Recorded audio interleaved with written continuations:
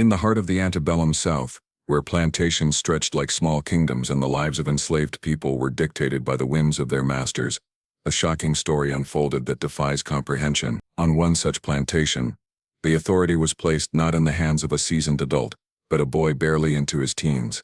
The 12-year-old son of the plantation owner held absolute control over the lives of the enslaved, wielding power that should have been unthinkable for someone so young. His punishments were cruel beyond imagination, leaving scars both visible and invisible on those who endured them. The very notion that a child could dictate terror, enforce brutal discipline and oversee suffering on a massive scale seems almost unreal. Yet history shows that in the twisted logic of slavery, innocence of age did not mitigate cruelty, it sometimes amplified it. On this plantation, fear was a constant companion, and the enslaved lived under the shadow of a boy whose small hands held the power of life, death, and suffering. The plantation where the 12-year-old son of the owner held control was a sprawling estate, the kind that stretched across acres of land, dotted with fields of cotton, tobacco, and other crops that demanded constant labor. From sunrise to sunset, the work of the enslaved people was relentless, and the plantation itself functioned like a small, self-contained world with its own hierarchy, rules, and brutal social order. At the top of this order, in theory, stood the adult plantation owner, a man whose wealth and status were measured by the number of enslaved people he commanded and the output of his lands. Yet in this peculiar and horrifying twist of circumstances, the ultimate authority was delegated to his son, a boy not yet in his teens, who was expected to oversee operations, maintain discipline, and ensure that the plantation ran smoothly. Despite his tender age, the boy assumed responsibilities that were typically reserved for adults, carrying with him a sense of entitlement and the inherited notions of power that slavery instilled in the children of masters. The daily life on the plantation revolved around the boy's decisions, which affected every aspect of the enslaved people's existence. He dictated the pace of work in the fields, deciding who would plant, who would tend, and who would harvest. Tasks were assigned and reassigned at his whim, often without regard for the physical condition or age of the laborers. Enslaved people who faltered under the sun, who lagged in their work, or who displayed even the slightest hint of resistance could expect punishment. And this punishment came not from an adult overseer but from a child who had been raised in the culture of privilege and absolute authority. The boy's commands were treated as law. Questioning him or failing to obey was not merely disrespect but a dangerous act that could bring immediate retribution. The plantation, in essence, functioned as an extension of the boy's world, where his whims dictated the rhythm of life and death, and where the enslaved were caught in a system they could neither escape nor influence. Despite his age, the boy had been groomed for authority from a very young age. His upbringing had been steeped in the ideology of white supremacy, entitlement, and dominance over those considered inferior. He had watched his father wield power, issuing commands and meting out punishments, and he internalized these behaviors as markers of maturity and strength. The child's play, education, and interactions were all framed by a worldview in which authority over enslaved people was natural, unchallengeable, and even expected. The boy's precociousness, his early exposure to the mechanics of power, and the lack of boundaries regarding his authority created an environment where cruelty could thrive unchecked. The enslaved people, on the other hand, had no say in this arrangement. They were caught in a system where even a child could become an instrument of terror. Running the plantation required not just the oversight of labor, but also the management of punishments, a task that the boy took on with alarming seriousness. Reports of misbehavior or inadequacy among the enslaved were brought to him, and he would determine the nature and severity of the consequence. He had learned the forms of punishment from adults around him: lashes with whips, beatings with rods, confinement, or other means designed to inflict both physical pain and psychological fear. The boy executed these punishments with a mixture of precision and cruelty, applying the same severity that a seasoned overseer might, but often with a reckless impulsiveness unique to a child. There were instances where minor infractions, such as a delay in completing a task or a perceived act of insolence, would provoke punishments that were disproportionate, revealing a sense of absolute authority coupled with the unpredictability of youth. The enslaved people quickly learned that on this plantation, the law was the boy's will, and mercy was a rare and uncertain commodity. The social dynamics of the plantation were also shaped by the boy's position at the top. Adult overseers, while experienced in the management of labor and discipline, were required to defer to his decisions. Their own judgments, honed by years of practice and knowledge of human behavior, were often overridden by a child who had inherited his position rather than earned. This created a system in which the normal checks on cruelty and impulsiveness were absent. The enslaved people had to navigate not just the physical demands of work, but also the capricious nature of their overseer, whose age belied his capacity for inflicting suffering. The boy's authority disrupted conventional hierarchies, placing an extraordinary amount of power in the hands of someone who could neither fully understand the consequences of his actions, nor be held accountable in the way an adult might be. Education, discipline, and socialization on the plantation were also centered around the boy's role. He attended to the needs of the household, supervised work crews, and ensured that the plantation's economic goals were met, all while being treated as a miniature adult by those around him. His peers in the family observed and emulated his authority, reinforcing a culture in which dominance over the enslaved was normalized from childhood. The boy's status also served as a warning to the enslaved people. If a child could command such power, they were truly powerless to challenge the system, no matter their own age, experience, or strength. The psychological weight of this reality contributed to the pervasive fear that defined daily life,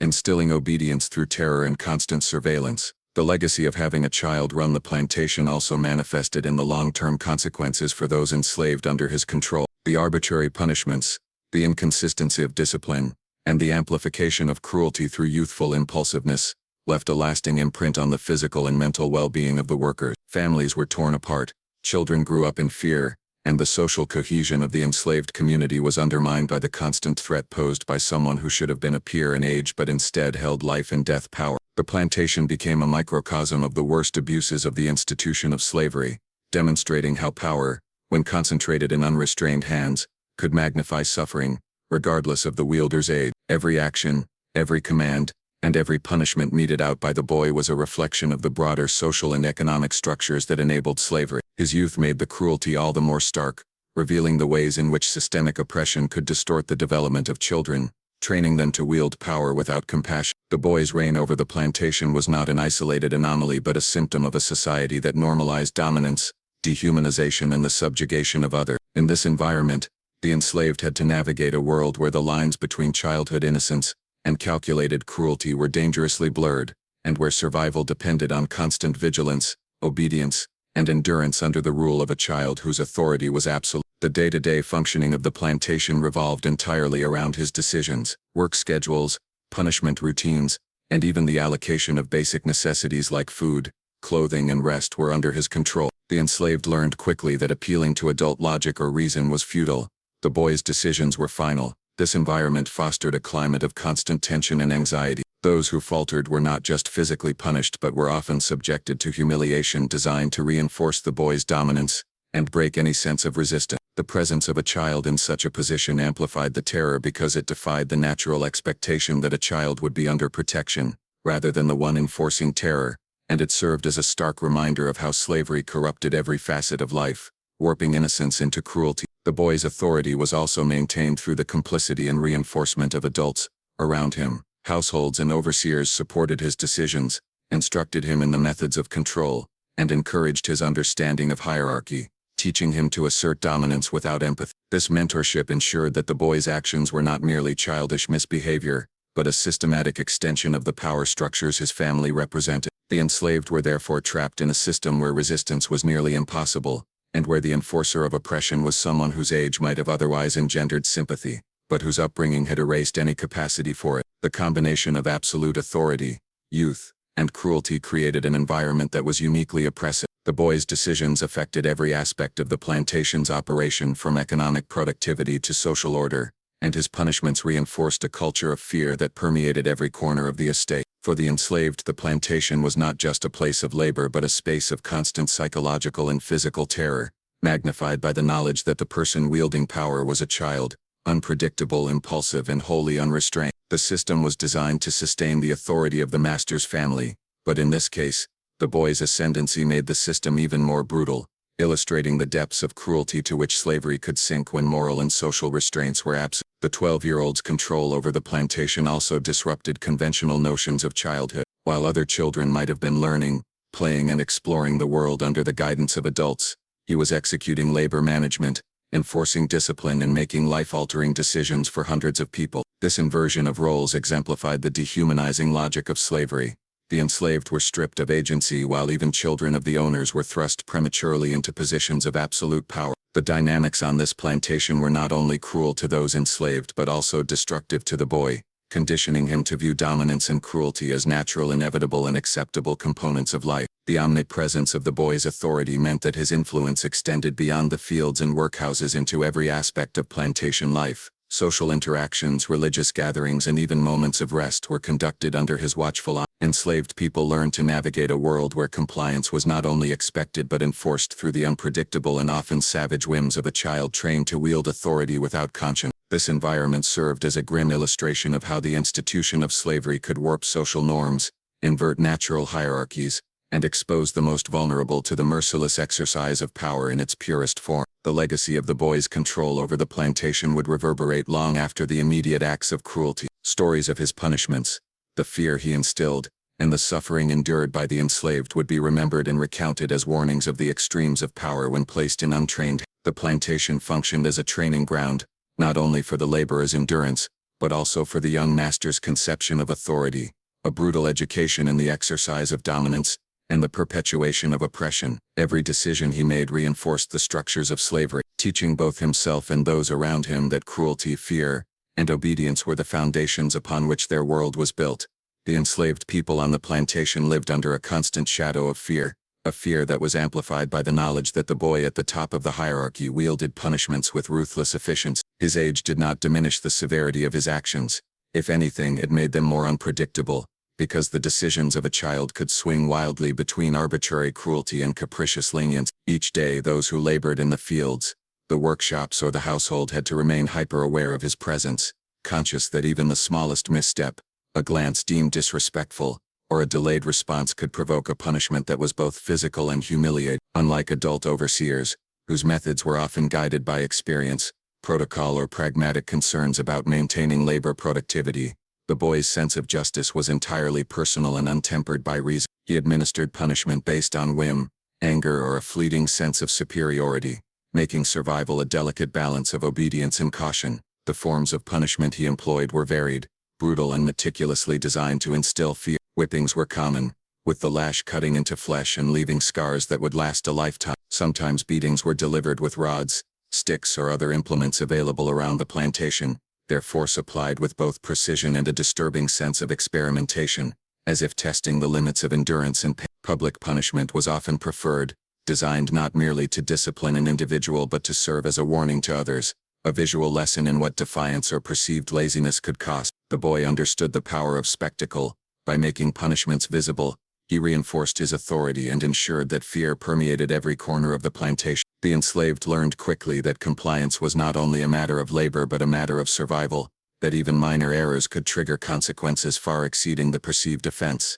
Psychological punishment was equally potent. The boy often employed intimidation, threats, and verbal abuse to maintain control, manipulating the enslaved through fear and uncertainty. He would single out individuals for public shaming, forcing them to perform menial tasks, while ridiculing their every movement. He could exploit relationships, threatening loved ones or spreading false accusations to create tension and distrust among the enslaved community. This constant mental pressure wore down resistance over time, conditioning people to expect punishment at any moment, and reinforcing the perception that they were powerless to alter their circumstance. In many ways, the terror he created was as effective as physical abuse, because it infiltrated every thought, decision, and interaction on the plantation.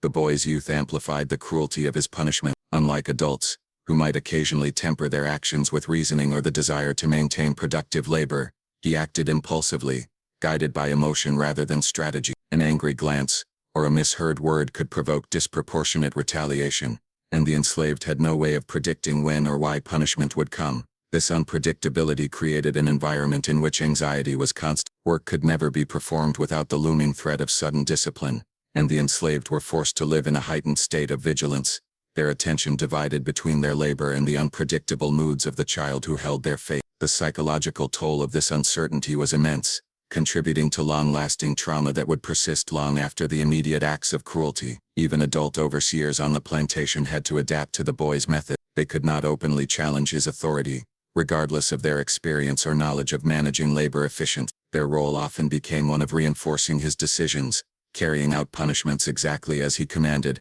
and ensuring that the enslaved perceived him as the ultimate authority. This dynamic intensified the severity of his punishments, because it removed checks that might have moderated his behavior. where a seasoned overseer might allow for leniency, negotiate consequences or apply discretion based on circumstance, the boy imposed an absolute standard, one that was non-negotiable and executed without hesitation. The combination of his absolute authority and the complicity of adults around him created a system in which punishment was both unavoidable and magnified, ensuring that fear remained a constant companion for the enslaved. The types of transgressions that elicited punishment ranged from minor infractions to imagined offenses. Enslaved people could be punished for failing to complete tasks quickly enough, for making mistakes, or even for displaying subtle signs of resistance, such as a look of defiance or an expression of fatigue. The boy's perception of obedience was absolute, and any deviation from this expectation could trigger severe consequence. Because he lacked the life experience to distinguish between innocent error and deliberate disobedience, the punishments were often disproportionate, leaving the enslaved not only physically harmed but deeply demoralized. This constant threat of extreme reprisal reinforced a rigid hierarchy, teaching the enslaved that compliance was not a choice but a requirement for survival, and that mercy was an uncertain and rare phenomenon. Punishment on this plantation extended beyond the individual to affect families and the community. Children, parents, and spouses could be targeted indirectly through threats or direct action, creating a web of fear that bound the enslaved together in anxiety and mutual concern. A single misstep could result in the punishment of loved ones, ensuring that individuals internalized control not just as a personal responsibility but as a collective one. This use of punishment to maintain dominance highlights the systematic cruelty embedded in the boy's authority, demonstrating how the exercise of power could exploit emotional bonds to reinforce subjugation. In this way, the boy's methods were not simply acts of youthful malice but part of a larger system designed to perpetuate fear, obedience, and the absolute control of the enslaved population. The frequency of punishments on the plantation also created a climate of constant vigilance. There was no respite for the enslaved. Even routine labor could become an opportunity for reprimand. The boy's presence, whether in the fields or walking among the quarters, served as a reminder that any lapse in attention or perceived disrespect could result in immediate consequence. Over time, the enslaved adapted to this reality, developing strategies to avoid punishment, such as heightened attentiveness, strict adherence to commands, and careful management of interpersonal interaction. However, these adaptations could never eliminate the underlying fear, which remained an omnipresent aspect of daily life. The constant threat of punishment was not only a tool of control but a psychological weapon, shaping behavior through terror and reinforcing the social hierarchy that placed the boy at the pinnacle of authority. Punishments were also used to enforce the broader culture of submission and dehumanization inherent in slavery. The boy's actions reflected the values he had inherited from his family and the society around him, where dominance over the enslaved was normalized, unquestioned, and even celebrated. By enforcing harsh punishments, he internalized and perpetuated these values, training himself in the mechanics of control and embedding the ideology of supremacy in his world. The enslaved in turn were subjected to a system that reinforced their perceived inferiority, making resistance dangerous and often. This cyclical reinforcement of power and subjugation ensured that the boy's authority was maintained not only through physical coercion, but also through the psychological internalization of hierarchy and fear among those he ruled. The impact of the boy's punishments was both immediate and long-lasting. Physically, the enslaved bore scars from lashes, beatings, and other forms of abuse that marked their bodies and served as permanent reminders of their suffering. Psychologically, the trauma was profound. The unpredictability, severity, and public nature of punishments instilled fear, anxiety, and a pervasive sense of helplessness. Families were torn apart, social bonds strained, and the sense of community undermined by the constant pressure to conform to the boy's will. This environment created a lasting legacy of trauma that persisted even after the boy's tenure of authority ended, affecting the lives of the enslaved for years to come.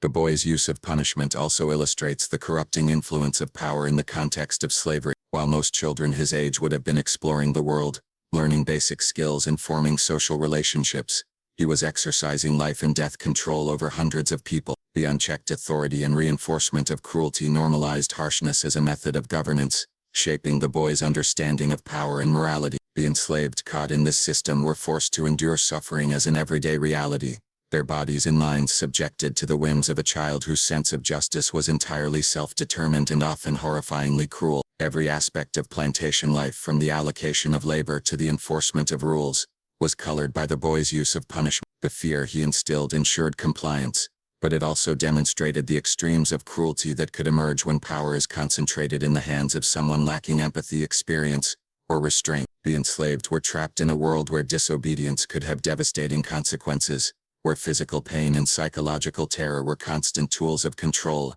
and where the authority of a child was absolute, unchallenged and terrifyingly effective. The 12-year-old son of the plantation owner, despite his tender age, exercised authority with a ferocity and precision that rivaled that of seasoned overseers. While most children his age were still learning to navigate the boundaries of social interaction, play, and early education, he had been thrust into a position where his decisions dictated the lives, labor, and even survival of hundreds of enslaved individuals. The youthfulness of the boy did not prevent him from wielding power. In fact, it often magnified the severity and unpredictability of his actions. In many ways, his cruelty was untempered by the practical considerations or moral reflections that might guide an adult, making the plantation an environment of constant anxiety and fear for those under his control. The societal norms of the time reinforced the boy's authority. Within the context of slavery, children of slaveholding families were raised to internalize the notion that dominance over the enslaved was natural, unquestionable, and a reflection of their status. From an early age, the boy had been exposed to examples of power,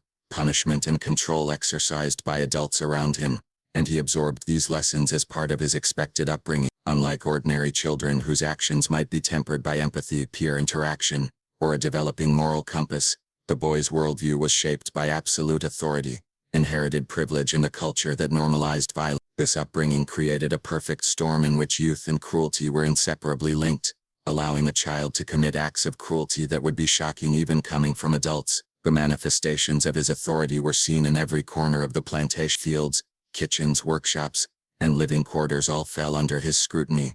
Work assignments were given and monitored according to his judgment, and delays, mistakes, or any perceived insolence were met with immediate discipline. Because he lacked the life experience to differentiate between intentional defiance and simple human error, punishments were often extreme and unpredictable. Enslaved people quickly learned that survival depended on anticipating the boy's moods, reading his expressions, and conforming to his expectations in every action. This constant vigilance created a pervasive climate of fear, where compliance was a necessary strategy for avoiding pain, humiliation, or even death.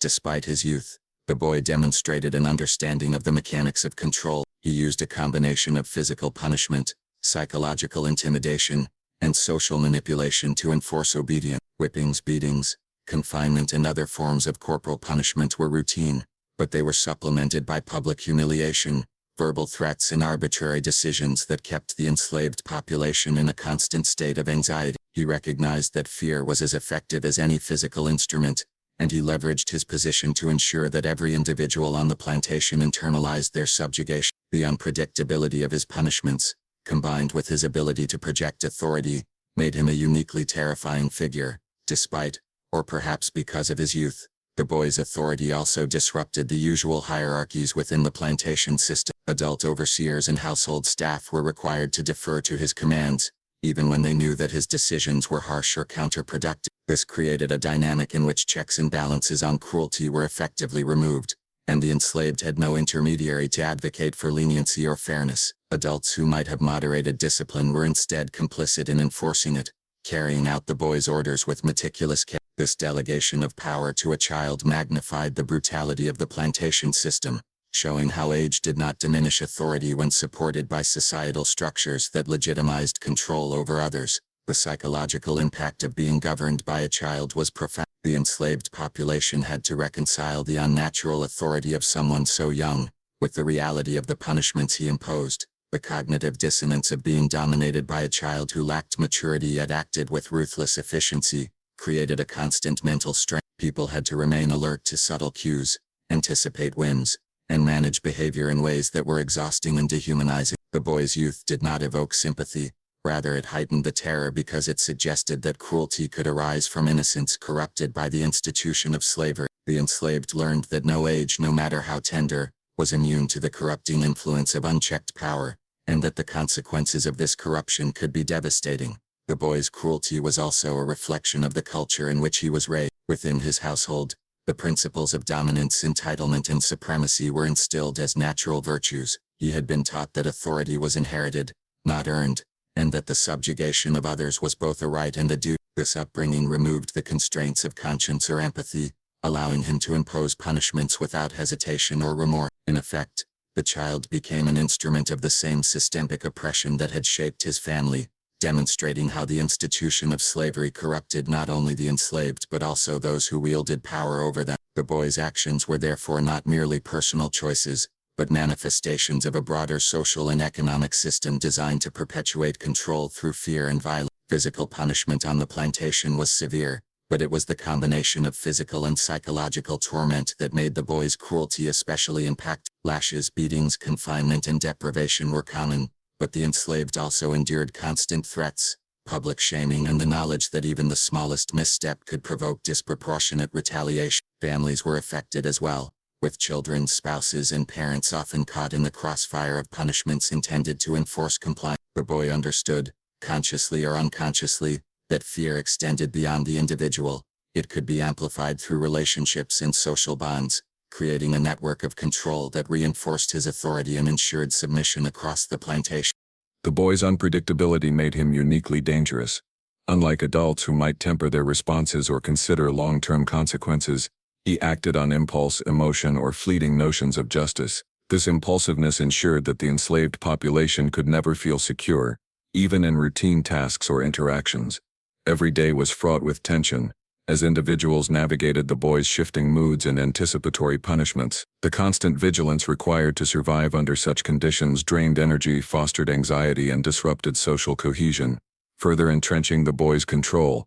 Even the act of observing the boy in power could be terrifying. He often carried himself with an air of authority that exceeded his years, mimicking the postures, tones, and behaviors of his father and other adult figures of authority. The combination of his physical presence, learned assertiveness, and willingness to enforce discipline created an aura of omnipotence, making it clear to the enslaved that disobedience was not an option. This display of control, rooted in both imitation and innate understanding of power dynamics, reinforced his authority and maintained the structure of fear necessary for the plantation's operation. The boy's reign also disrupted the natural order of childhood, forcing him into roles of leadership, judgment, and enforcement at an age when he would otherwise have been protected and nurtured. While other children were developing socially and emotionally, he was being trained in dominance, cruelty, and management of labor. This inversion of normal developmental expectations exemplified how slavery distorted both the oppressed and the oppressor, shaping behavior, morality, and identity in ways that were damaging and enduring. The boy's ability to command fear and enforce punishment demonstrated how quickly power, when granted without restraint, could corrupt, even in someone so young. The consequences for the enslaved were immediate and long-lasting. Physical scars, emotional trauma, and fractured social bonds resulted from the boy's authority. Daily life became a negotiation of survival, a careful balancing act between obedience, anticipation of whims, and attempts to maintain dignity under oppressive circumstances. The boy's cruelty, magnified by his youth, left an indelible mark on the community, shaping behavior, relationships, and survival strategies for years to come. By placing a child at the apex of authority, the plantation system revealed its most disturbing features: the capacity to corrupt innocence, the normalization of cruelty, and the use of fear as a tool of absolute control. The enslaved were subjected to a regime that was simultaneously shocking and systematic, demonstrating how age did not preclude the exercise of extreme power when supported by societal structures and cultural norms that legitimized oppression. The boy's actions were a stark illustration of how slavery could twist human relationships, morality, and development, creating a world in which the young could command terror and the oppressed had no recourse but endurance. Every facet of plantation life was influenced by his authority. The organization of labor, the enforcement of rules, the administration of punishment, and the maintenance of social hierarchy all revolved around the boy's whims, his impulses, and his cultivated sense of dominance. The enslaved lived under a regime in which cruelty was normalized, unpredictability ruled, and survival required constant vigilance. In this environment, youth was no shield from moral corruption or violence.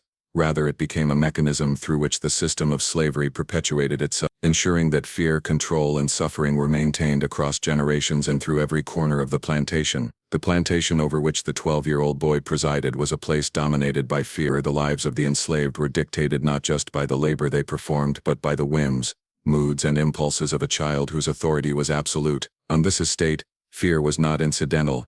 It was deliberately cultivated as a tool of control. From the moment the enslaved awoke to begin their day, they were acutely aware that any misstep, no matter how small, could provoke punishment, humiliation, or worse. The boy, despite his tender age, had internalized the principles of authority and domination from his family and the surrounding society, using them to establish a regime in which terror was a constant, inescapable presence. For those living and working on the plantation, fear was not merely an emotional state, it was a survival mechanism, a lens through which every action had to be measured, and a constant companion that shaped both behavior and thought. Fear permeated every aspect of daily life. In the fields, enslaved laborers worked under the blazing sun, conscious of the boy's presence, knowing that any error in planting, weeding, or harvesting could draw his attention and his wrath. In the kitchens, workshops, and living quarters, the same vigilance was necessary. No task could be undertaken without anticipating the boy's scrutiny, and every interaction had to be carefully moderated to avoid incurring his displeasure. This omnipresent threat created a psychological environment in which compliance was instinctive, and hesitation, questioning, or subtle displays of emotion could be punished. Even the smallest expressions of fatigue, defiance, or sorrow could be interpreted as insubordination, triggering swift and often severe retribution. Fear in this context was both a tool and a consequence of the boy's authority. The unpredictability of the boy's behavior intensified the climate of fear. Unlike adult overseers, whose methods were at least partially informed by experience, strategy, or the practical goal of maintaining labor productivity, the child acted impulsively. His decisions were governed by mood, personal perception, or fleeting notions of justice, and they could change from one moment to the next. Enslaved people quickly learned that predicting his reactions was nearly impossible, and that survival required constant alertness. The uncertainty of his authority magnified the psychological toll of daily life on the plantation. Work was no longer just a matter of physical effort. It required careful calculation, observation, and a heightened sense of awareness to navigate the ever-present possibility of punishment. Public displays of punishment were a particularly effective tool for cultivating fear. The boy frequently made examples of individuals who had erred, meting out harsh discipline in front of others to reinforce his dominance. Lashes, beatings, and public humiliation served not only to punish but also to send a clear message to the entire community: disobedience, laziness, or defiance would not be tolerated. The spectacle of punishment transformed fear into a collective experience, ensuring that the enslaved internalized the power hierarchy and the consequences of non-compliance. Observing the suffering of others instilled caution and obedience, reinforcing the boy's authority, while perpetuating a culture of terror that touched every aspect of plantation life. The psychological dimensions of fear extended beyond immediate punishment. The boy's authority created a pervasive sense of vulnerability, in which the enslaved had to consider not only their own safety but the well-being of family members and peers. A mistake or act of defiance could result in punishment, not just for the individual but for relatives, children, or close friends. This interconnection magnified fear, compelling compliance through concern for the safety of loved ones. Enslaved families had to teach their children caution, to navigate interactions carefully, and to understand that the child master could wield power indiscriminately, affecting multiple lives simultaneously. Fear thus became a complex social mechanism, shaping relationships, behavior, and strategy for survival within the plantation's oppressive hierarchy. The boy's youth added a particularly chilling dimension to the climate of fear. Children are often associated with innocence, playfulness, and unpredictability in harmless ways, but in this case, the inversion of those expectations created an atmosphere of heightened terror. The enslaved could not appeal to notions of age or immaturity. The boy's authority was absolute, and his ability to inflict suffering was unquestioned. The dissonance between his age and the severity of his actions intensified the sense of dread. Enslaved individuals were forced to reconcile the idea that a child, who would normally evoke protection or empathy, was capable of extreme cruelty, and that fear had no regard for age, innocence, or expectation. Fear also shaped the daily routines and behaviors of the enslaved. Work was performed with precision and speed, but also with constant mental calculation to avoid incurring punishment. Conversations had to be carefully moderated, expressions of emotion could be misinterpreted, and gestures or glances were scrutinized. The enslaved learned to anticipate the boy's moods, to interpret subtle cues, and to adjust their behavior in ways designed to minimize risk. This constant state of vigilance created a psychological burden that was both exhausting and pervasive. Fear became a lens through which every action was filtered, dictating conduct, suppressing natural responses, and reinforcing the boy's dominance over both physical and psychological dimensions of life on the plantation. The mechanisms by which fear was maintained were multifaceted. Physical punishment, public shaming, and verbal threats were direct and visible tools, but the subtler forms of control, arbitrary decisions, sudden mood changes, and manipulation of relationships were equally effective. The boy understood, consciously or unconsciously, that fear could be amplified through unpredictability and the perception of omnipotence. By demonstrating both the capacity for severe punishment and the randomness of its application, he ensured that the enslaved population remained in a state of heightened alert, internalizing compliance and obedience as necessary survival strategy. Fear became a constant psychological companion shaping thought, behavior and social dynamics across the plantation. The impact of this environment extended beyond immediate obedience. Fear affected the social cohesion of the enslaved community, as individuals became wary of interactions that might attract scrutiny or suspicion. Mutual trust was tested, as the threat of punishment could be extended to family members or friends, and individuals had to navigate a complex web of relationships, under the constant threat of retaliation. Community bonds were maintained, but always under pressure, and the pervasive climate of fear ensured that the boys' authority remained uncontested. Every interaction, every decision, and every expression of emotion had to be carefully measured against the potential consequences, creating a culture in which fear shaped the very fabric of daily life. The omnipresence of fear also had long-term psychological consequences. Living under constant threat, the enslaved experienced chronic stress, anxiety and trauma. Their mental and emotional health was continually compromised, and even moments of rest or safety were overshadowed by the anticipation of punishment. Children growing up under these conditions internalized the lessons of caution, vigilance and submission, learning early that survival required not only physical labor but also the careful management of attention, expression and behavior. Fear became a learned response, perpetuated both through observation and direct experience, and it reinforced the hierarchical structure of the plantation, in ways that were subtle yet deeply ingrained. Fear was also a tool of economic control. By maintaining a population in a state of constant anxiety, the boy ensured maximum productivity and compliance. Labor was not simply coerced through physical threats,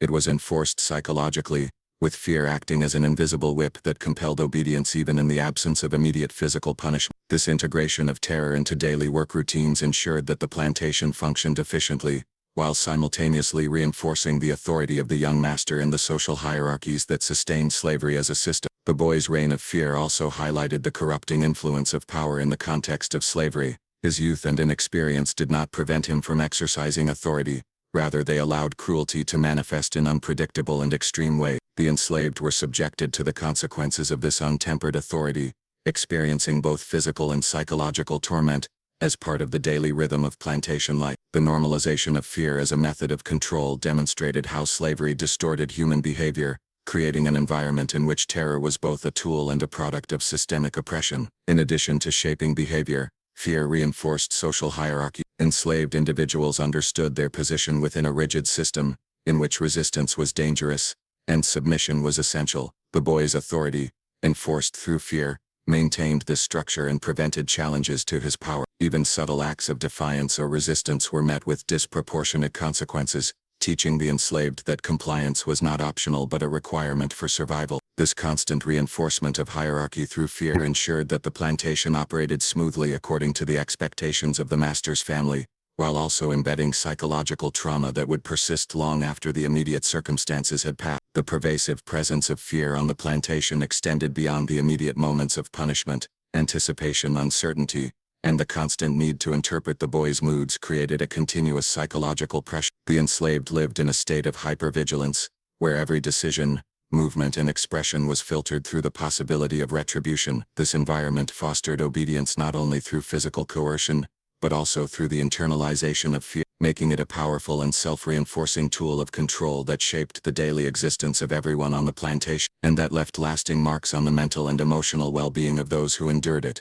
The 12-year-old boy who ran the plantation exercised a level of control and authority that was extraordinary for someone so young, and one of the key ways he maintained this dominance was by enforcing rules that even experienced adult overseers would hesitate to impose. From the moment he assumed responsibility, the structure and operation of the plantation were shaped by his decisions, and those under his supervision quickly learned that no one, not even the adults tasked with managing labor, could challenge his authority. The boy's youth did not limit his capacity for cruelty. Instead, it allowed him to apply rules with an intensity and rigidity that often exceeded what was considered customary even among seasoned slaveholders. Every action on the plantation, from the organization of work crews to the allocation of tasks and resources, was dictated by his understanding of obedience and discipline, and the enslaved people had no choice but to conform to his expectations or face severe consequences. The boy's enforcement of rules extended to every aspect of plantation life. In the fields, labor was regimented according to schedules and tasks that he set, with little regard for the physical limits, health, or well-being of the worker. Those who lagged behind, who worked too slowly or who made mistakes were punished, often publicly, to reinforce the perception of absolute authority. Even seemingly minor infractions, such as a misaligned row of crops, a dropped tool, or a momentary lapse in attention, could provoke reprimand or physical punishment. This rigidity created an environment in which enslaved people were forced to monitor their every action carefully, always anticipating the boy's reactions, and adjusting their behavior to avoid incurring his wrath. The enforcement of rules became a pervasive aspect of daily life, dictating movement, speech, and labor with a precision that left little room for error or personal agency. The boy's rules were often more severe and arbitrary than those typically imposed by adult overseers, reflecting both his sense of authority and his limited understanding of human behavior. While experienced overseers might consider the consequences of excessive punishment on productivity or morale, the boy acted with impulsivity and absolute conviction. His sense of justice was subjective and influenced by his emotions, whims, and desire to assert dominance. This unpredictability heightened the fear experienced by the enslaved population, who had to navigate not only the requirements of the tasks assigned, but also the volatile standards of the boy's judgment. Compliance was enforced not just through physical punishment, but through the pervasive psychological pressure of anticipating the boy's changing expectations. The enforcement of rules extended beyond labor and into social interactions and personal conduct. The boy dictated how the enslaved could interact with one another, with family members, and even with the children of the household. Any behavior perceived as insolent, disrespectful, or disobedient was subject to discipline. This included expressions of emotion, the tone of voice, gestures, or even the timing and manner of performing assigned duties. The enslaved quickly learned that survival depended on absolute attentiveness, careful observation, and an ability to read the boy's moods and intentions. By extending his control into personal and social spheres, he ensured that obedience was not limited to work but encompassed every aspect of daily life, further entrenching his dominance. Even adult overseers had to navigate the boy's enforcement of rules carefully. Although they possessed experience and knowledge of effective management, they were required to defer to the boy's authority, carrying out his directives even when they were unreasonable or counterproductive. This dynamic removed any buffer that might have mitigated the harshness of enforcement, ensuring that the boy's rules were applied rigidly and without nuance. The enslaved had no intermediary to appeal to for mercy or fairness. The boy's decisions were final, and any attempt to circumvent his authority could result in additional punishment. The combination of youth, absolute power, and adult complicity created an environment in which discipline was enforced with a severity that was rare even among the harshest plantation. The boy's enforcement of rules also served a symbolic purpose, reinforcing the social hierarchy and the ideology of supremacy that underpinned slavery. By demonstrating the capacity to impose discipline with precision and severity, he asserted the legitimacy of his inherited authority and modeled the behavior expected of those in positions of power. The enslaved were subjected to a system in which compliance was mandatory, and the consequences of resistance or deviation were severe. This reinforcement of hierarchy through strict enforcement of rules was a key mechanism for maintaining order, ensuring that the plantation functioned according to the expectations of the master's family, and instilling a pervasive sense of fear that limited the potential for resistance. Rules on the plantation were often enforced through a combination of physical and psychological means. Physical punishment, including whippings, beatings, confinement, and deprivation, was applied to correct behavior or as a deterrent to other. Psychological tactics, such as public shaming, threats, and manipulation of relationships, complemented the physical measures and amplified their impact. The boy understood that fear was a powerful tool for compliance, and he leveraged it to ensure that rules were followed not only through coercion, but through the anticipation of potential consequence. The combination of these methods created a system in which the enslaved internalized the rules and modified their behavior proactively, seeking to avoid punishment, even in the absence of immediate enforcement. The severity of the boy's rules often disrupted the daily routines and social cohesion of the enslaved population. Families had to navigate the threat of punishment, while maintaining relationships and caring for children, elders, and one another. Social bonds were tested, as individuals were forced to prioritize compliance and survival over personal connection. The enforcement of rules extended beyond the workplace, into every aspect of life, shaping interactions, movement, and decision-making. The enslaved learned to anticipate not only the boy's expectations but also the consequences of failing to meet them, developing strategies for survival that included heightened vigilance, careful observation, and strict adherence to protocol. The boy's youth made the enforcement of rules particularly unpredictable and, at times, excessively cruel. Unlike adults, who might moderate their actions with reason, experience, or concern for practical outcomes, The boy acted impulsively and with absolute conviction. His understanding of fairness was limited, and his desire for dominance often outweighed any consideration of the consequences of his action. This unpredictability created an environment in which the enslaved could never feel secure, and where every decision, no matter how minor, carried the potential for punishment. The psychological strain of living under these conditions was profound, contributing to chronic anxiety, hypervigilance, and long-term trauma.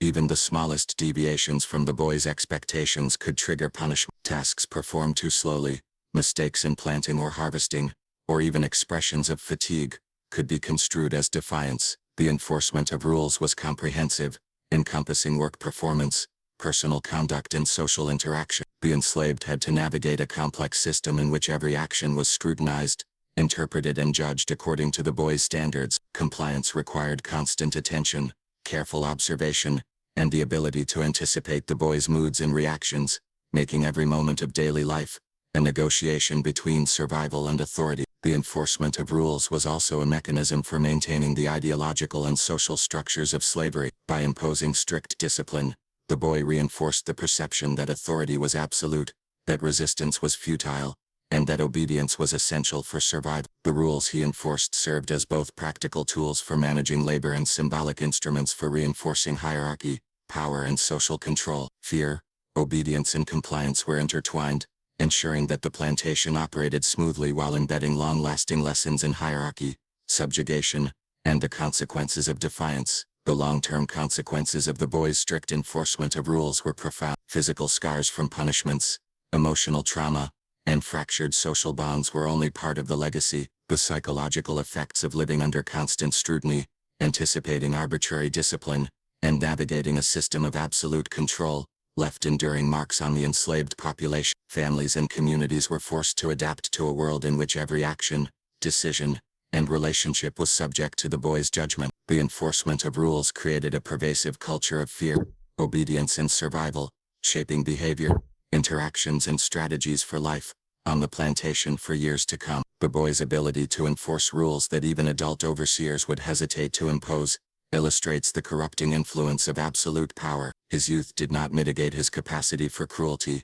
Instead, it allowed him to act without restraint, guided by impulse, personal preference, and the cultural norms that sanction dominance over the enslaved. The combination of inherited authority, social reinforcement, and the lack of accountability created an environment in which rules were applied with exceptional severity, ensuring that fear, compliance, and obedience remained central to plantation life. Every aspect of the plantation was affected by the boy's enforcement of rules. Labor organization, social conduct, punishments, and interpersonal interactions were all governed by his expectation. The enslaved had to adapt continuously, developing strategies for survival that balanced obedience with the anticipation of unpredictable behavior. The comprehensive nature of his authority ensured that rules were omnipresent, deeply internalized, and enforced with a consistency and severity that made defiance almost impossible. In this way, the boy's youth, authority, and uncompromising enforcement of rules created an environment in which fear,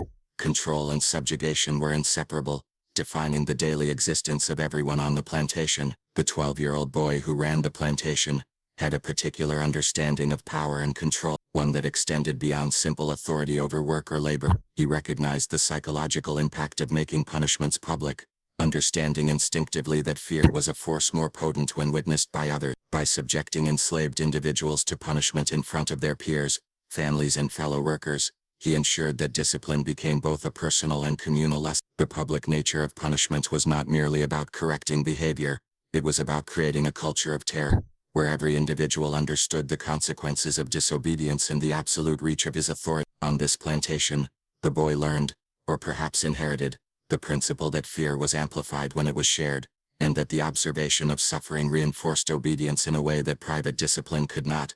The methods of public punishment were varied, and often extreme. Whippings, beatings, confinement, and other forms of corporal punishment were performed where others could see, sometimes in central areas of the fields, or near worksite. The boy would time these punishments carefully, choosing moments when the maximum number of people could witness the consequences of defiance. He understood that punishment, when performed as a spectacle, served as a psychological weapon, teaching compliance through the observation of suffering. By forcing the enslaved to witness the suffering of one of their own, he established a clear hierarchy, and a tangible reminder that disobedience or failure to meet expectations would not be tolerated.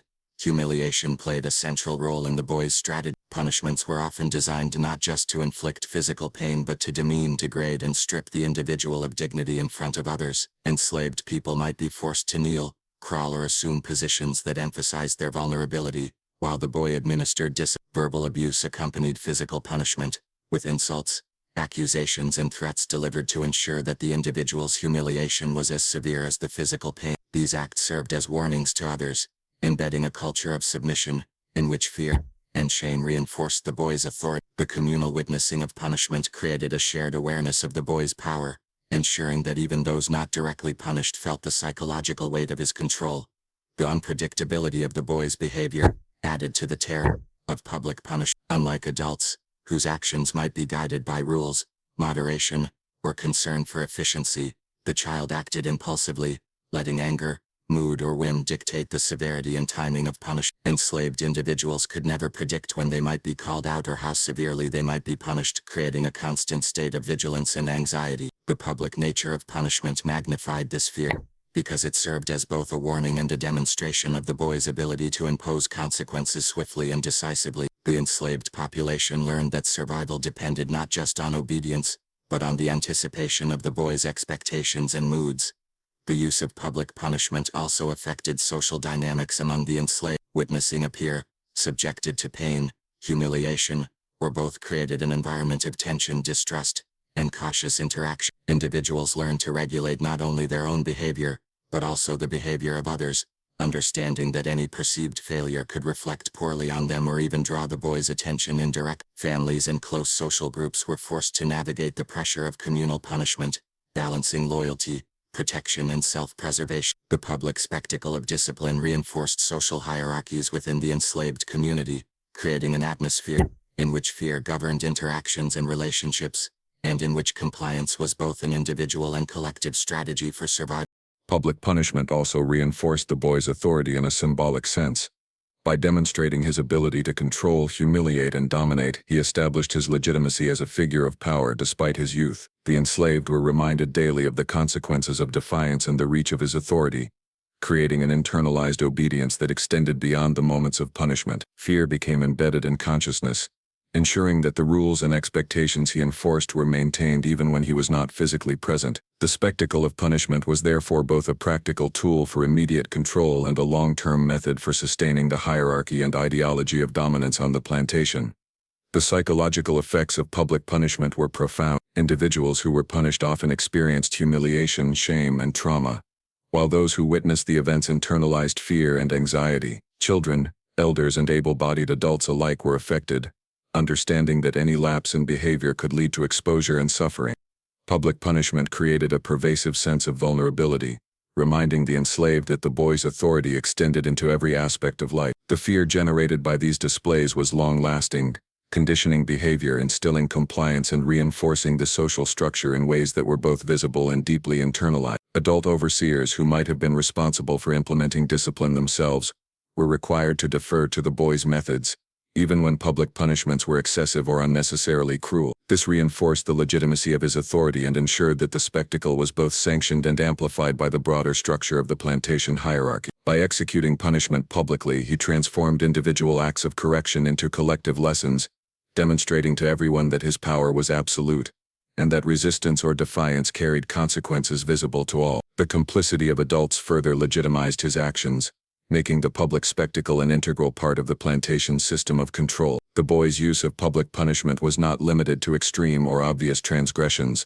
Minor infractions could also be punished in a communal setting to reinforce the perception of omnipresent authority. Even small errors in work, perceived disrespect, or slight deviations from expectations could trigger a display of discipline, demonstrating that the boy's control extended to all aspects of behavior. The enslaved quickly learned that no action was exempt from scrutiny, and the public nature of punishment ensured that lessons were learned collectively. Fear once again became a socialized mechanism for maintaining order, as the consequences of disobedience were observed, internalized, and anticipated by all. The social and familial impact of public punishment was significant. Children who witnessed punishments learned early the importance of obedience, vigilance, and careful conduct, Parents were forced to mediate their protective instincts with the realities of a child master whose authority could not be challenged. Siblings and peers observed and adjusted their behavior to avoid similar fates. The communal witnessing of punishment reinforced the hierarchical and oppressive structures of slavery, creating an environment in which fear was transmitted not only through direct experience, but also through observation, shaping behavior across generations, and reinforcing the boy's control. In addition to its psychological and social effects, public punishment also served as an economic tool. By enforcing compliance and maintaining strict adherence to work routines, the boy ensured that labor productivity was sustained. The fear generated by visible punishments motivated individuals to perform tasks efficiently and without question, reducing the likelihood of errors, delays, or resistance. The spectacle of discipline thus served dual purposes. It maintained both social control and economic productivity, demonstrating how the boy's strategies of authority were multifaceted and systematically applied to ensure the smooth functioning of the plantation. The public nature of punishment also reinforced the ideology of slavery, teaching that power, dominance, and fear were central to the social order. Enslaved individuals internalized the lessons of subjugation through observation as well as experience, understanding that the structures of authority were absolute and non-negotiable. The boy's youth did not diminish the impact of these lessons.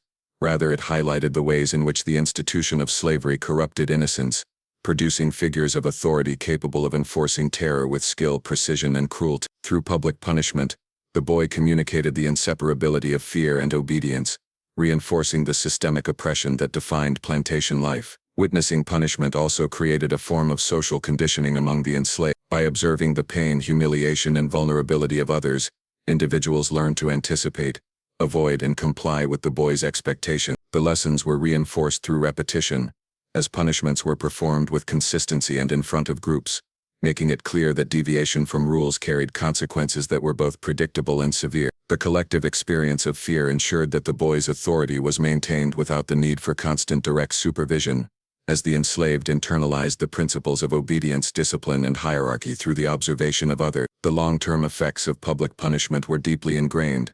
Physical scars might heal, but the psychological impact, the memory of humiliation, the anxiety of anticipation, and the internalized lessons of fear, persist. Families were forced to adapt to a world in which the consequences of behavior were visible, immediate, and socially reinforced. Children grew up under the dual pressures of survival and observation, learning early that authority demanded submission, and that public punishment was a mechanism for maintaining control across the plantation. Fear, once experienced communally, became an enduring part of daily life, shaping behavior, expectations, and social interactions in ways that extended far beyond individual acts of discipline. By making punishments public, the boy transformed individual discipline into a tool for systemic control. He ensured that fear was not only personal but shared, that obedience was enforced both through direct experience and the observation of consequences suffered by others. The public spectacle of punishment reinforced hierarchy, normalized cruelty, and created an environment in which survival required constant vigilance and compliance. Through this method, he exercised authority that belied his age, demonstrating the ways in which fear, spectacle, and observation were harnessed to maintain absolute control over the enslaved population. The 12-year-old boy's authority on the plantation extended beyond the enforcement of rules and the administration of punishment. It was deeply rooted in the absolute control of labor and the structuring of daily life to maximize obedience and productivity. From the moment the enslaved awoke in the early hours of the morning until the late evening, their activities were meticulously organized according to his expectation. Work in the fields, kitchens, workshops, and household duties was scheduled and monitored with precision, leaving little room for personal discretion or autonomy. The boy's insistence on total compliance was not simply about the completion of tasks. It was about establishing a system in which his authority was absolute, unquestioned, and unrelenting. The enslaved quickly learned that survival depended on their ability to conform to his standards in every action, movement, and decision, and that deviation could provoke punishment that was both immediate and severe. Labor under the boy's supervision was structured with strict efficiency in mind. Each day was divided into segments, with tasks assigned based on perceived ability, necessity, and his personal judgment.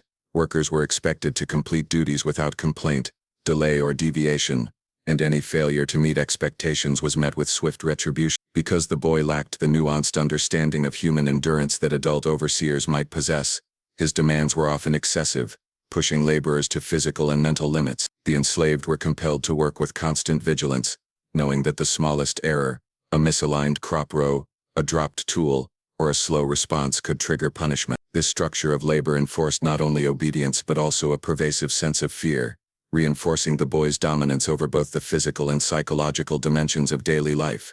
The methods the boy used to supervise labor were both direct and symbolic. He often walked through the fields or work areas, observing the enslaved with keen attention to detail, making notes of perceived deficiencies, and intervening immediately when standards were not met. The presence of the boy served as a constant reminder of his authority, and the enslaved quickly adapted their behavior to avoid drawing his scrutiny. This direct supervision, combined with the knowledge that punishment could be both severe and unpredictable, created an environment in which laborers internalized compliance as a survival strategy. The structure of work became inseparable from the boy's authority, and the daily rhythm of labor was dictated by his expectations, moods, and arbitrary judgments. The psychological impact of this constant supervision was profound. Enslaved individuals experienced ongoing stress and anxiety, forced to remain alert, not only to the tasks themselves but also to the potential for scrutiny and punishment. The boy's presence turned routine labor into a high-stakes performance, where each movement,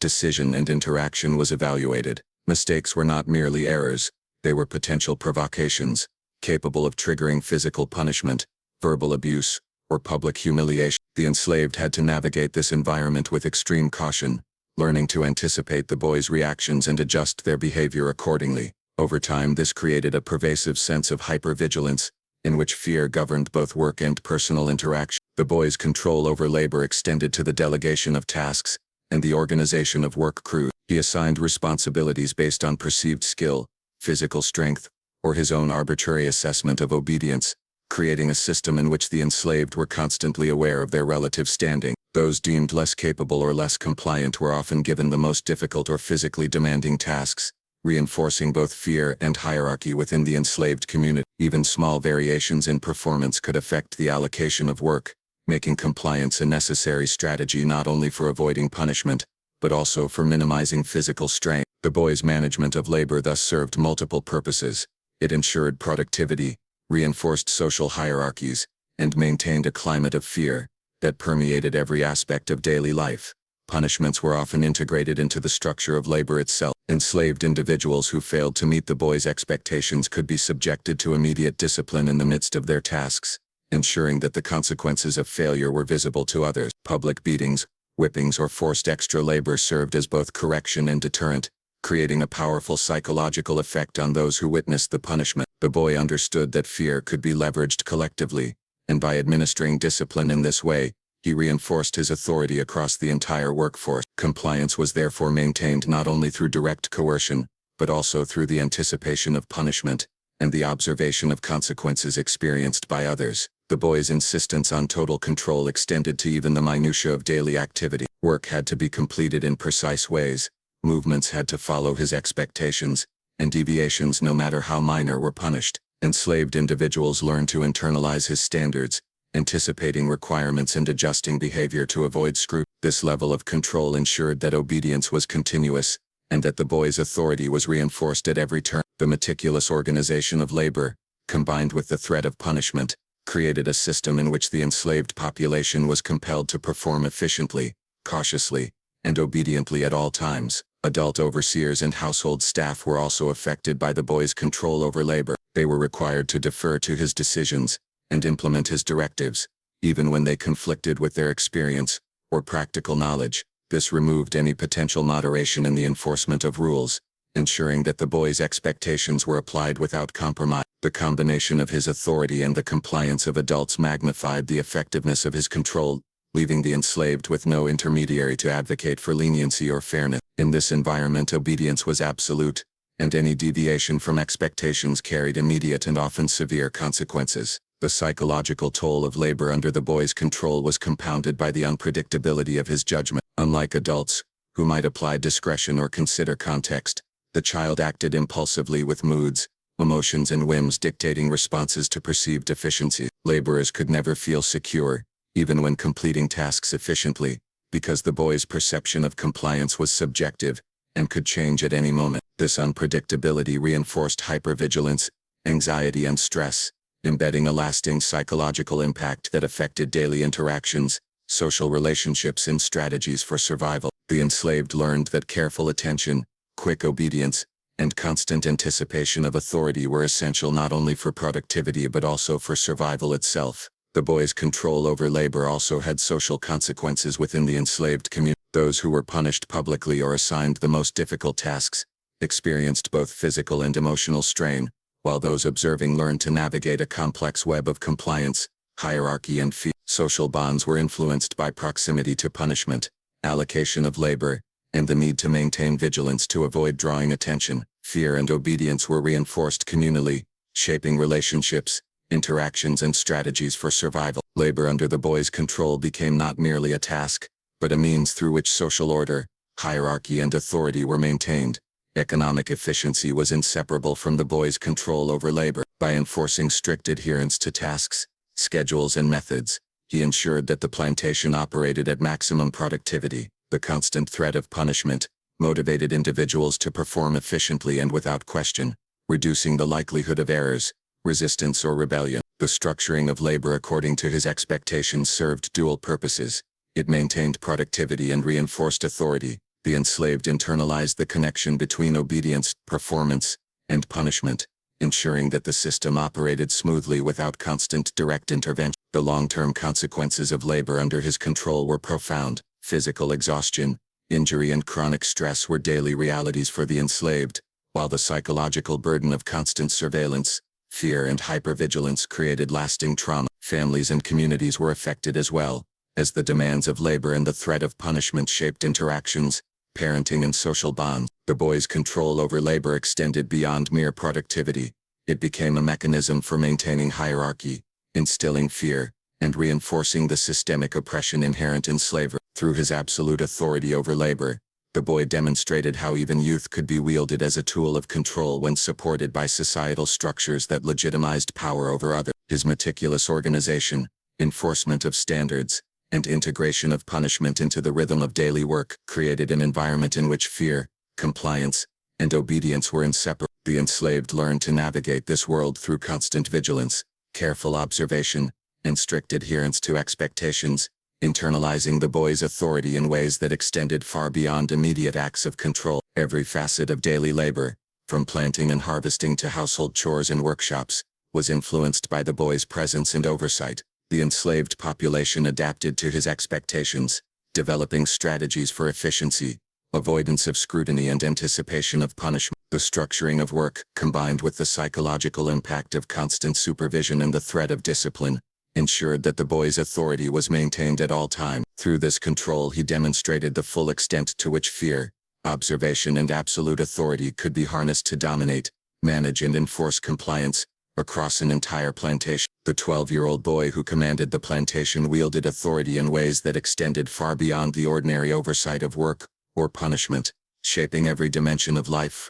For the enslaved population, his influence reached into personal conduct, family life, and even the emotional well-being of those under his control. By controlling not only labor but also the social environment, he established a system in which obedience was required in every interaction, movement and decision, leaving little space for autonomy or personal agency. The boy's authority was absolute, and the enslaved quickly learned that survival depended on anticipating his expectations, navigating his moods, and conforming to his standards in all aspects of daily life. The combination of youth, inherited privilege, and a culture that legitimized dominance, allowed him to enforce control with an intensity that was both extraordinary and terrifying. The boy's influence over personal conduct was pervasive. Every action, gesture, and expression of the enslaved was subject to scrutiny, and deviations from his expectations could provoke punishment. The way individuals spoke, carried themselves, or interacted with others, was monitored and evaluated according to his arbitrary standard. Even minor lapses, speaking out of turn, showing fatigue, or failing to show deference, could result in corporal punishment, verbal abuse, or public humiliation. This constant surveillance created a psychological environment in which individuals had to regulate, not only their work performance, but also their social behavior, anticipating the boy's perception and adjusting their actions to avoid provoking his wrath. The enforcement of social norms under his authority left no room for natural human expression, replacing personal agency with calculated obedience. Family life was similarly affected by the boy's control. Enslaved parents and guardians were forced to navigate the tension between caring for their children and protecting themselves from punishment. Children were subjected to the same rules as adults, often learning through observation, direct experience, or the threat of discipline that obedience was paramount. Families were pressured to maintain strict order and conformity, knowing that any perceived misstep could result in suffering for themselves or their loved ones. The boy's authority created an environment in which familial relationships were constantly mediated by fear, shaping the ways in which parents guided their children, siblings interacted, and households functioned. The intrusion of his control into domestic life amplified the psychological and emotional burden of enslavement, reinforcing a culture in which fear governed both private and public spheres. The psychological impact of living under a child master was profound and multifaceted. The enslaved were required to maintain constant vigilance, anticipating moods, whims, and potential punishments. The unpredictability of the boy's behavior created a climate of anxiety, in which even compliant behavior could be questioned or misinterpreted. Fear became a persistent companion, shaping cognition, perception, and social interaction. Individuals internalized the necessity of constant attentiveness, learning to monitor their own actions and those of others to avoid attracting negative attention. This environment of heightened psychological pressure contributed to long-term trauma, disrupting natural patterns of behavior and embedding a culture of hypervigilance and submission that would endure beyond the immediate circumstances of the plantation. The boy also exercised authority through manipulation and control of relationships among the enslaved. He recognized that social bonds could be leveraged to maintain obedience, often punishing one individual as a warning to others, or rewarding compliance to create a hierarchy of perceived loyalty. This tactic fostered an atmosphere of suspicion and caution, where trust was fragile and interactions were mediated by the constant awareness of potential consequence. Family members, friends, and co-workers were all affected by the boy's strategies, adjusting behavior to protect themselves and their loved ones. By exploiting social dynamics, he ensured that compliance was reinforced communally, creating a network of fear and control that extended far beyond the immediate act of punishment or supervision. Public humiliation was a central component of the boy's authority. Punishments were often administered in view of others, transforming discipline into a spectacle designed to reinforce fear and obedience. The enslaved learned to associate compliance with safety and non-compliance with exposure, recognizing that the observation of suffering was a tool of psychological control. Humiliation was not limited to the physical aspect of punishment.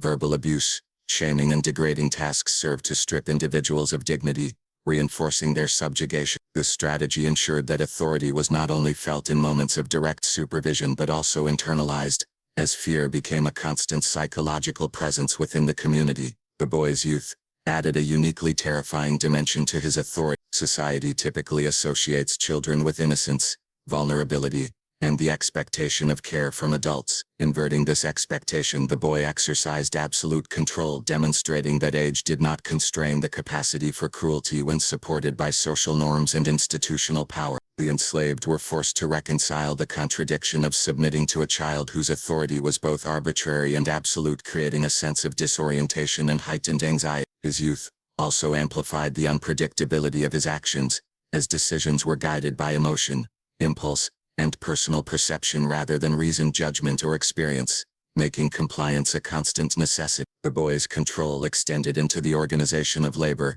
combining psychological influence with the practical demands of plantation work. Tasks were assigned according to perceived ability, behavior, and obedience, and those who failed to meet expectations were often subjected to punishment or reassignment to more arduous duty. The structuring of work was designed to maximize efficiency while reinforcing the perception of absolute authority, ensuring that fear and productivity were intertwined. Individuals learned to anticipate not only the physical demands of labor, but also the social and psychological expectations imposed by the boy, creating a system in which obedience was enforced continuously through both coercion and anticipation. Adult overseers were forced to operate under the boy's authority, even when his directives conflicted with practical considerations or their own judgment. Their compliance amplified the boy's power, ensuring that discipline and oversight were applied without moderation or nuance. This dynamic removed potential mediators who might have mitigated the harshness of punishment or moderated expectations, leaving the enslaved with no buffer against the child master's arbitrary and sometimes extreme decisions. By leveraging adult compliance,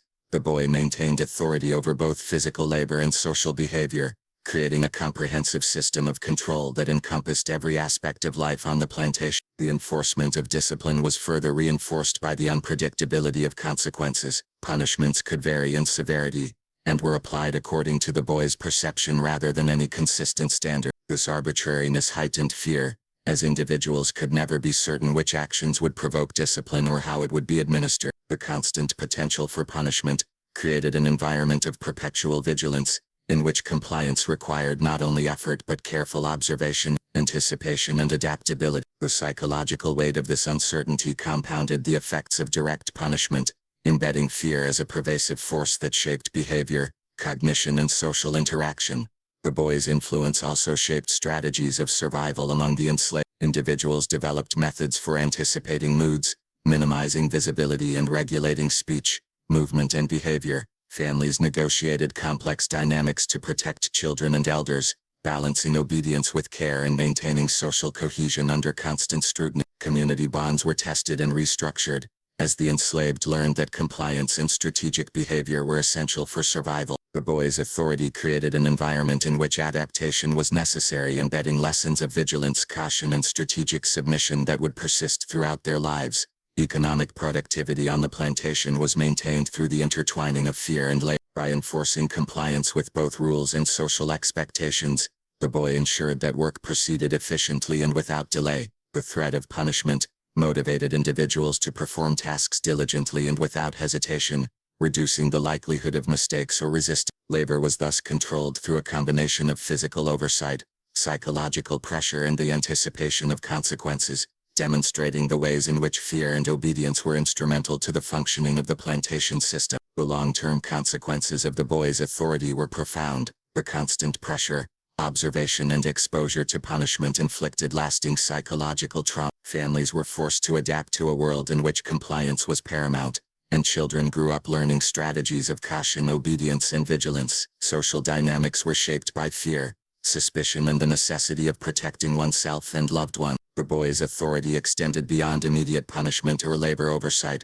creating a pervasive system in which fear, compliance and control were embedded into the very fabric of daily life. Through his exercise of power, the boy demonstrated how authority could be absolute, even when wielded by someone so young. His control over personal conduct, labor, social relationships and psychological well-being of the enslaved was comprehensive, intertwining fear, obedience and surveillance into every aspect of life on the plantation. The consequences of his rule extended far beyond the immediate moments of punishment or oversight, embedding trauma, shaping behavior and reinforcing the structures of oppression that sustained the institution of slavery. The 12-year-old boy who ran the plantation exercised a level of control over the enslaved population that was both extraordinary and terrifying, and one of the most significant aspects of his authority was his ability to instill fear that permeated every facet of daily life. Fear was not merely a reaction to immediate punishment, it was a constant companion shaping thought, behavior, and social interaction in ways that ensured compliance without the need for constant oversight.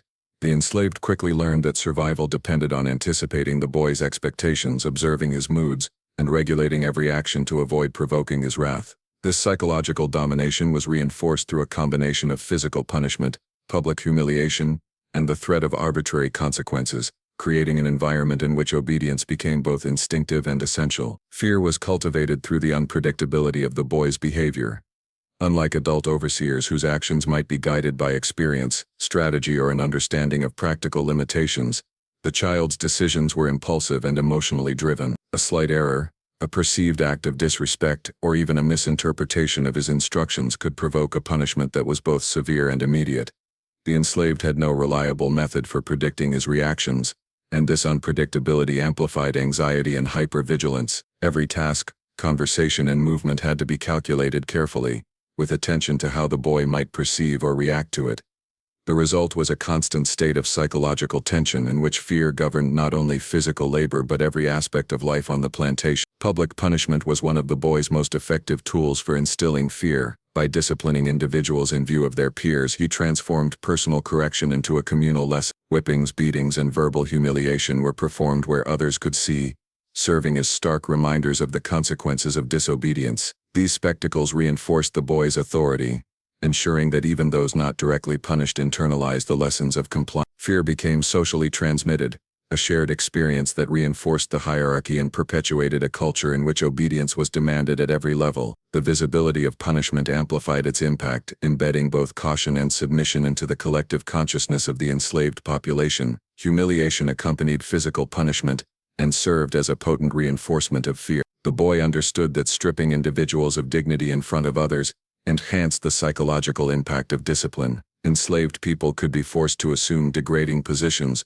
perform menial or demeaning tasks, or endure verbal abuse that attacked their sense of self-worth. These actions communicated that defiance, failure, or disobedience were not only physically costly, but socially and emotionally damaging. The memory of public humiliation lingered, creating long-term anxiety and a heightened awareness of the necessity for compliance. Fear was therefore embedded not only through immediate pain but through the anticipation of shame and social exposure. The boy's youth added a chilling dimension to the climate of fear. Children are typically associated with innocence and vulnerability, but in this context the inversion of those expectations created additional psychological tension. The enslaved were forced to recognize that age did not diminish the boy's capacity for cruelty or the reach of his authority. His unpredictability was magnified by his youth, as decisions were guided more by emotion and whim than by reason or experience. This heightened the sense of instability, as even compliant behavior could be misinterpreted or punished, leaving the enslaved in a state of constant alertness and psychological strain.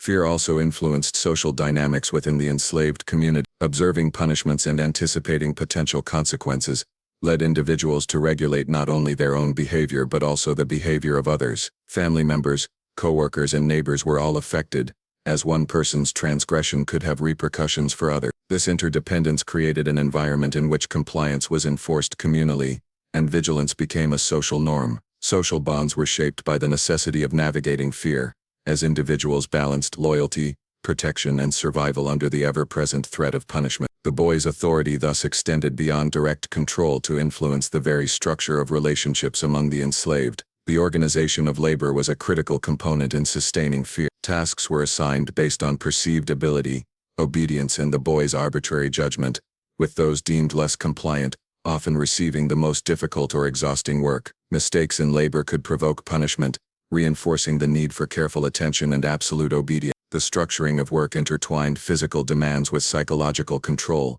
ensuring that fear was a constant motivator. Individuals learned that not only was compliance necessary for immediate safety, but it also affected their daily routines, physical well-being, and standing within the plantation's hierarchy. Fear became inseparable from the performance of labor, reinforcing authority while maintaining productivity. Adult overseers and household staff were compelled to implement the boy's directives, even when they conflicted with their judgment or experience. Their compliance legitimized his authority, amplifying the reach of his power. The enslaved could not appeal to adults for leniency or moderation, as all were bound by the boy's command. This lack of mediation intensified fear, as the enforcement of rules and punishments was uncompromised. The boy's authority, supported by adult complicity, created a system in which disobedience was virtually impossible, and the anticipation of consequences became an integral part of daily life. Fear was also cultivated through the boy's arbitrary application of punishment. Severity, timing, and targets were unpredictable, ensuring that the enslaved could never feel secure, even when fully compliant. This unpredictability reinforced hypervigilance, as individuals had to constantly monitor their actions and anticipate potential scrutiny. The psychological pressure was unrelenting, affecting work performance, social interaction, and even private moments. Fear became a pervasive force, shaping cognition, perception, and behavior, and embedding compliance into the daily routine as an instinctive response rather than a conscious choice. The long-term effects of living under the boy's authority were profound. Chronic stress, anxiety, and trauma were common, and the psychological impact extended across generations. Children growing up in this environment learned early that obedience was essential for survival, internalizing lessons of caution, vigilance, and submission. Families and communities adapted to the constant presence of fear, developing strategies for protection, avoidance, and social navigation. The psychological weight of anticipation and observation became a defining characteristic of life on the plantation, reinforcing hierarchy, authority, and the oppressive structures of slavery. Public humiliation, fear of physical punishment, and constant surveillance also served to reinforce social hierarchies and the ideology of slavery. Enslaved individuals internalized the notion that resistance was futile and submission was mandatory. Compliance was reinforced not only through direct punishment, but through the anticipation of consequences and the observation of others' suffering. Fear became both a practical tool for controlling labor and a mechanism for sustaining the broader social order, ensuring that the boy's authority remained absolute and uncontested. The use of fear extended beyond immediate punishment to the management of daily routines, social interactions and personal conduct. Individuals learned to anticipate the boy's moods, to regulate their speech, movement and gestures, and to interpret subtle cues to avoid provoking attention. Families were forced to navigate these pressures collectively, balancing protection, obedience, and social cohesion. Children observed and internalized these dynamics, learning that survival depended on constant vigilance, careful judgment, and strategic behavior. Fear was not merely a response to punishment, but a guiding principle shaping every aspect of life on the plantation. The economic function of fear was also significant. By ensuring compliance and minimizing resistance, the boy maintained labor productivity and efficiency. Fear motivated individuals to perform tasks diligently, anticipate expectations, and avoid errors that could provoke punishment. The integration of fear into the daily rhythm of labor created a system in which authority was reinforced continuously, reducing the need for constant direct supervision while ensuring that the plantation operated according to the boy's directive. Compliance, fear, and productivity became intertwined, demonstrating how psychological control was as essential to the functioning of the plantation as physical labor. The boy's youth did not mitigate the impact of fear. In many ways it intensified it. The unpredictability, impulsiveness, and emotional volatility of a child in absolute power created a uniquely terrifying environment. Enslaved individuals were forced to adapt to the incongruence of submitting to someone so young while recognizing the severity of the consequences of disobedience. This inversion of expectations compounded psychological stress and reinforced the necessity of constant vigilance, careful observation, and obedience as a survival strategy. Through the pervasive use of fear, the boy maintained control over labor, social behavior, and the emotional well-being of the enslaved. Compliance was achieved, not only through direct punishment, but also through anticipation, observation, and the internalization of the consequences of defiance. The integration of fear into every aspect of life ensured that his authority was absolute, shaping daily routines, social interactions, and long-term psychological patterns. The enslaved population was compelled to navigate a world in which survival required constant vigilance,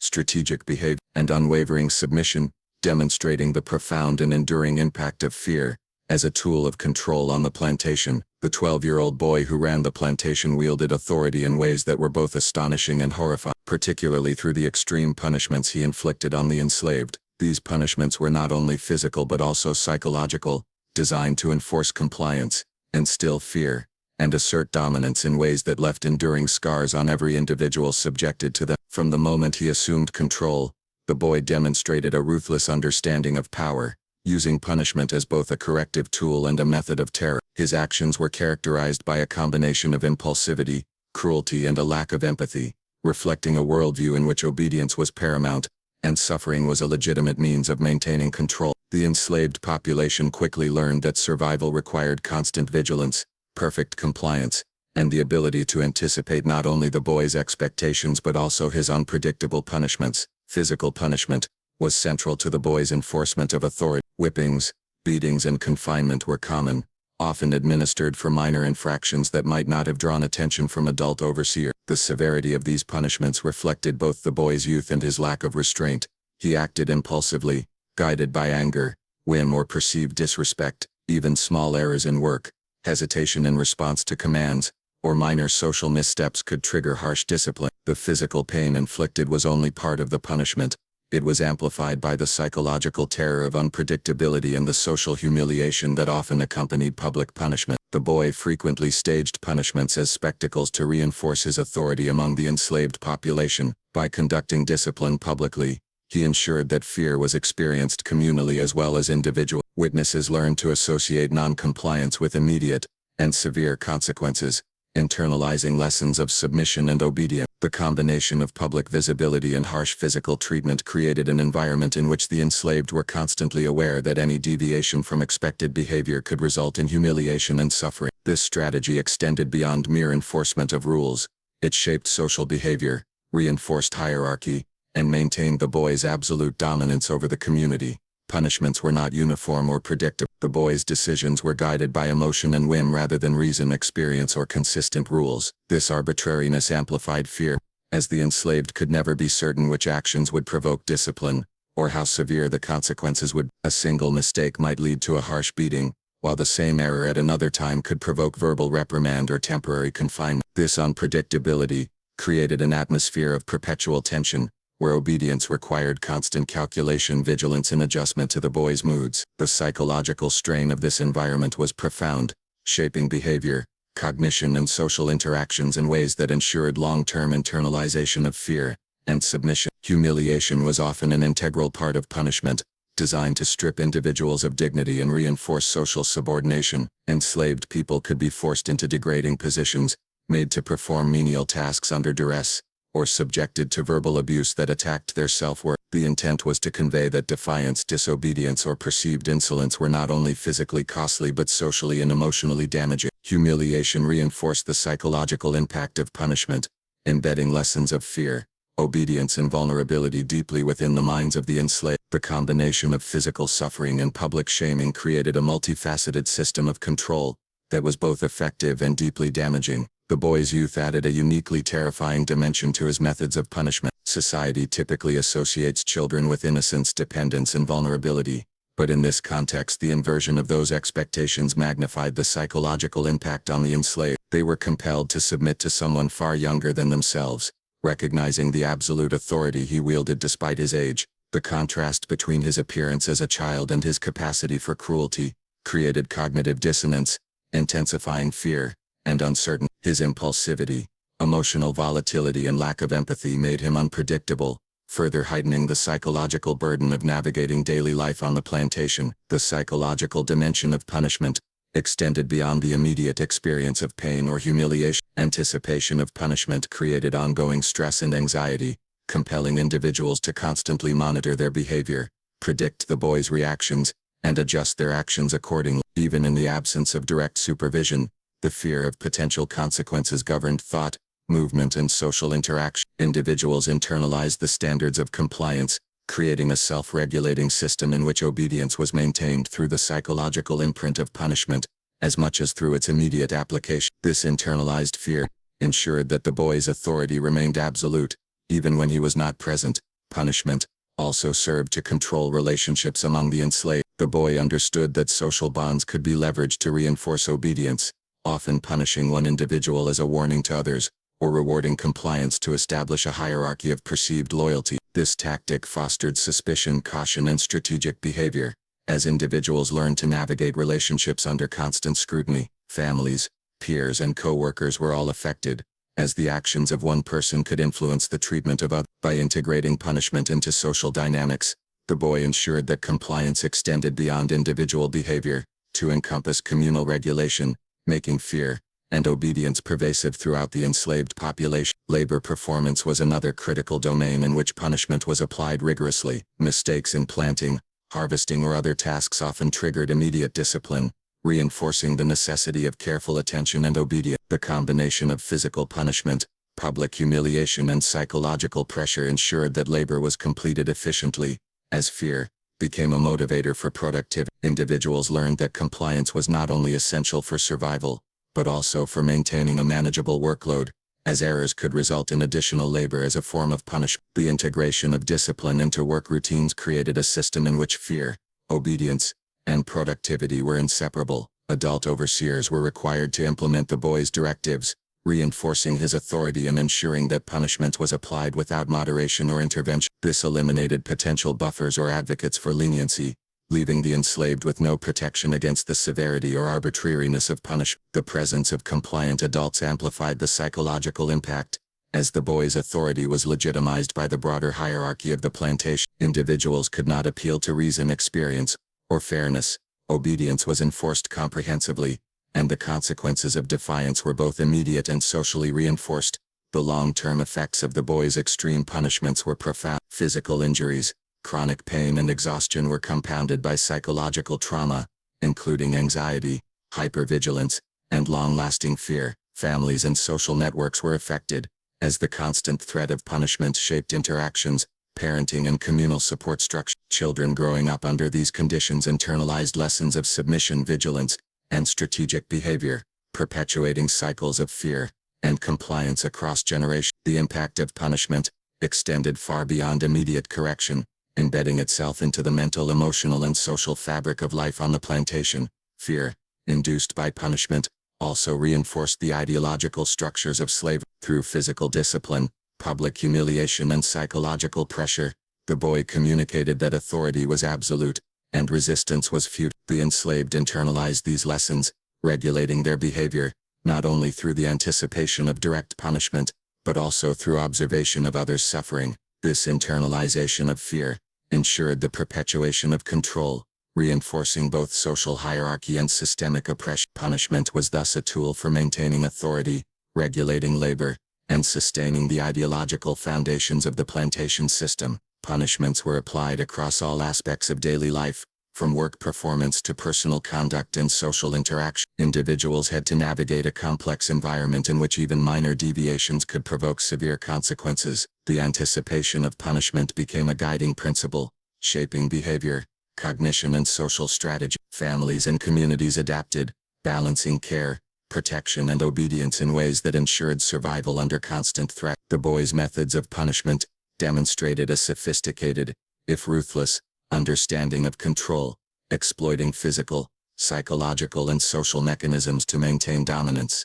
Economic efficiency was reinforced through fear, as the threat of punishment motivated individuals to perform labor diligently, anticipate expectations, and minimize errors. Productivity and obedience were intertwined, with discipline ensuring that work proceeded without delay, resistance, or hesitation. Fear became a functional tool, integrated into the daily rhythms of the plantation, sustaining both social control and economic output. The boy's punishments were therefore not only expressions of cruelty, but mechanisms for maintaining the overall structure and functioning of the plantation system. The unpredictability, severity, and public nature of punishment created a pervasive atmosphere of terror. Enslaved individuals learned to monitor their actions, anticipate the boy's moods, and navigate both direct supervision and the broader social consequences of compliance or defiance. Children, adults, and elders alike were subjected to the psychological weight of fear, which permeated labor, relationships, and daily routines. Punishment became a defining element of existence,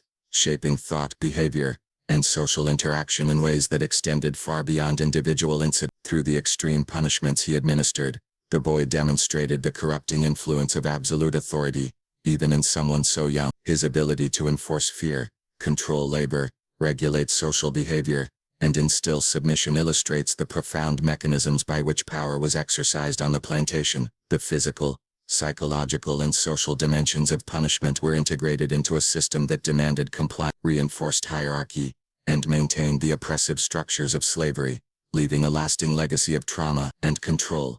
The story of the 12-year-old boy who ran the plantation stands as a chilling testament to how the structures of slavery corrupted, not only the enslaved, but also the young individuals who wielded power over them. It reveals the terrifying ways in which authority, fear, and cruelty were institutionalized, shaping lives through both physical punishment and psychological domination. The boy's age does not mitigate the horror of his actions, rather, it underscores how deeply the system of slavery distorted innocence and normalized brutality. The enslaved endured unimaginable suffering, navigating a world in which survival depended on constant vigilance, obedience, and the internalization of terror. This narrative forces us to confront the human cost of oppression, reminding us that slavery was not only a system of forced labor, but also a mechanism for psychological domination, social control, and intergenerational trauma. The boy's story demonstrates that the impact of slavery extended far beyond the plantation fields, permeating families, communities, and the very minds of those subjected to it. It illustrates the capacity for cruelty to manifest at any age when power is absolute and unchecked,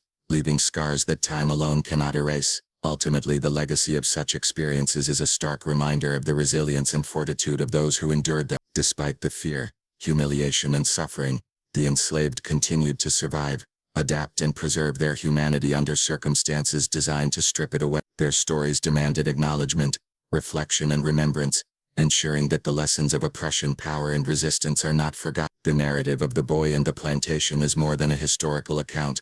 It is a powerful testament to the depths of human cruelty, the endurance of the human spirit, and the imperative to confront and learn from the darkest chapters of our past.